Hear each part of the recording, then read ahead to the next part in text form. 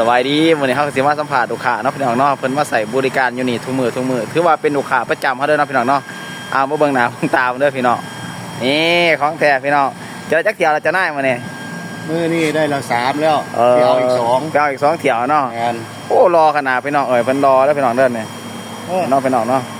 จะย่องหลายแม่มันจะม้วนหางคือบัดนึง หมดอ่ะจะมาเติมก๊าซอย่างนี้ทุกมือเนาะ